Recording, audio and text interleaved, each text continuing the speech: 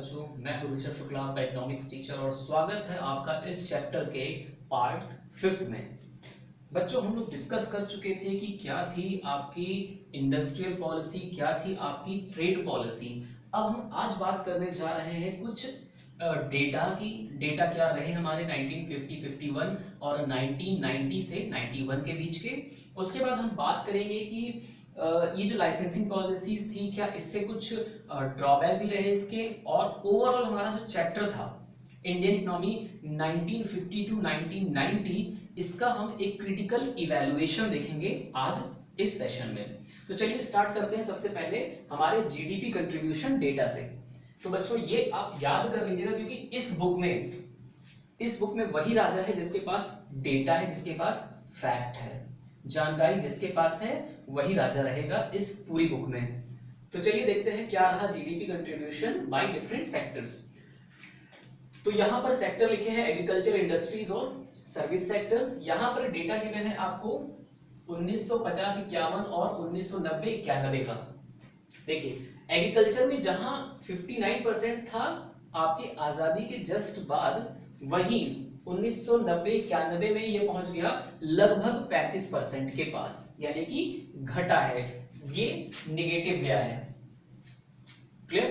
अगर हम industry sector की बात करते हैं तो 13% से ऑलमोस्ट 25% की तरफ गया, यानी कि इसमें क्या हुई है, हाई हुई। अगर इसको यहां ना बनाकर हम यहां बनाते हैं तो ये ज्यादा इंपैक्टेबल रहेगा।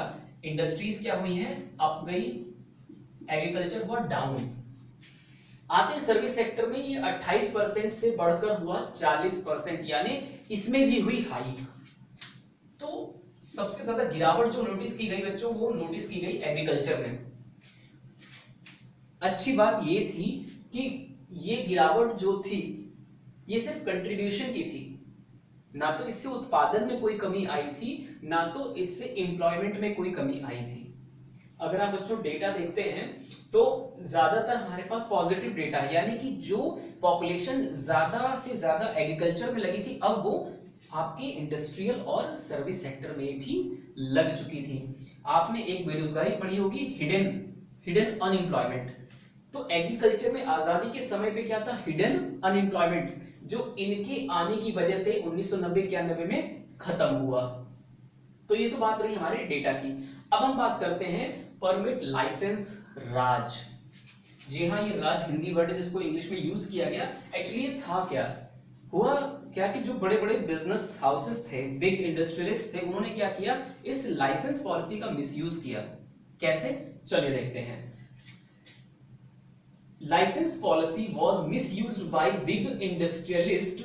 कैसे, they took license not for starting new units. उन्होंने नई यूनिट स्टार्ट करने के लिए कोई लाइसेंस नहीं लिया, तो लिया किस लिए था, but to prevent competitors from starting new firms.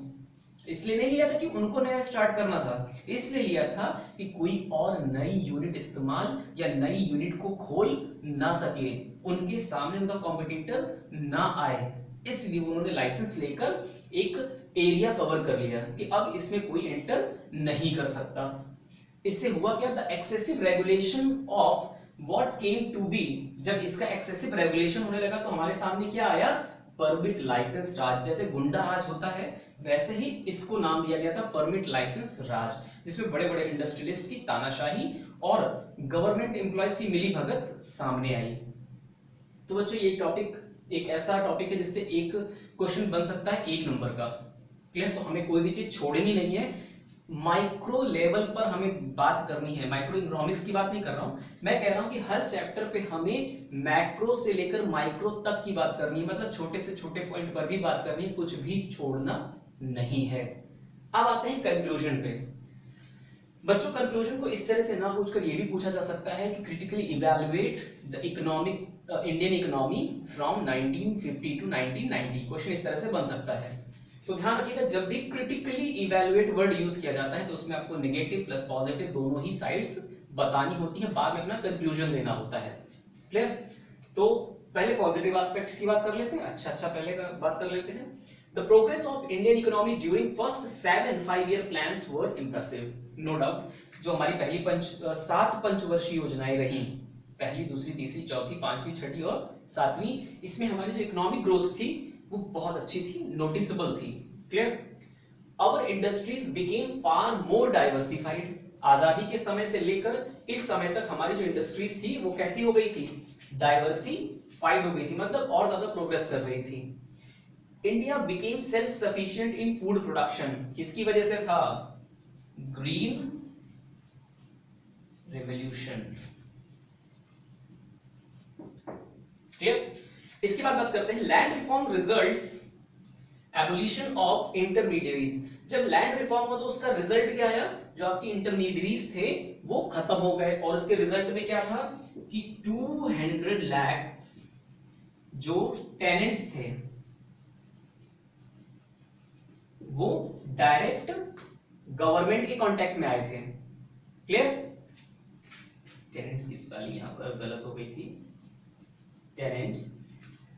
Small scale industries got preference, जिसको हमेशा अंग्रेजों ने निग्लेक्ट किया था, इग्नोर किया था, अब वो प्रेफरेंस पे थी हमारे देश के ग्रोथ में, प्रोग्रेस में, उन्नति में, अब उसकी सहभागिता बढ़ चुकी थी। लेकिन हर सिक्के के दो पहलू होते हैं, इसके नेगेटिव पॉइंट पे भी डिस्कशन जरूरी है। Excessive government regulation prevent growth. Yes, जब ज्यादा रेगुलेशन कर दिया गया हमारे देश में तो जो बड़े बड़े इंडस्ट्रीज थे जो आगे बढ़कर पार्टिसिपेट कर सकते थे, इंटरनेशनल फाइट कर सकते थे, उनके ऊपर भी रिस्ट्रिक्शन रही और उनकी ग्रोथ जो थी वो रुकी, हिंडर हुई। In the name of self-reliance, our producers were protected against product development. हमने कहा सेल्फ रिलायंस होना है, सेल्फ रिलायंस होना है, बाहर से कुछ भी नहीं इस्तेमाल करना, बाहर की बात नहीं करनी है। इसकी वजह से हुआ क्या? जो इंटरनेशनल मार्केट पे प्रोडक्ट बन रहे थे उनसे हम दूर हो गए, और इसी की वजह से हम टेक्नोलॉजी में और प्रोडक्ट मैन्युफैक्चरिंग में उनसे काफी हद तक पीछे चले गए उस ड्यूरेशन में। तीसरा था inward oriented policy stopped us to develop a strong export sector. हमने पूरा जोर लगाया कि हमें इंपोर्ट कुछ ना करना पड़े, लेकिन हम इस बात पे ध्यान देना भूल गए कि हम जो एक्सपोर्ट कर रहे हैं उसमें हम और ज्यादा आगे बढ़ें, ताकि फॉरेन एक्सचेंज हमारे देश में और आए। जाना तो हमने बंद कर दिया, लेकिन आने पर भी हमने कोई खास ध्यान नहीं दिया। जाने का मतलब जो इंपोर्ट के थ्रू फॉरेन एक्सचेंज जा रहा था उस पर तो हमने कंट्रोल कर लिया था, लेकिन एक्सपोर्ट के थ्रू जो फॉरेन एक्सचेंज हमारे देश में आ रहा था, जो पैसा हमारे देश में आ रहा था, उस पर हमने ध्यान नहीं दिया और हम एक्सपोर्ट में भी पिछड़ते चले गए। All these impacts realises need of reforms. इन सब की वजह से क्या हुआ? फिर से रिफॉर्म की जरूरत आन पड़ी। बच्चों मैंने यहाँ द एंड लिखा है, लेकिन ये द एंड नहीं है। मैं आपको बताने जा रहा हूं कि यहां पर मैंने आपको एक होमवर्क देना है। और होमवर्क क्या है? देखिए, मैंने आपको पॉजिटिव पॉइंट्स बता दिए, नेगेटिव पॉइंट्स बता दिए, लेकिन अभी तक कंक्लूजन नहीं लिखा है। मैं चाहता हूं कि आप लोग कंक्लूजन लिखें, और जो भी कंक्लूसिव लाइंस हैं वो प्लीज आप कमेंट में 2 से 3 लाइन लिखकर मुझे बताएं कि इस चैप्टर के इन पार्ट से आपको क्या समझ में आया।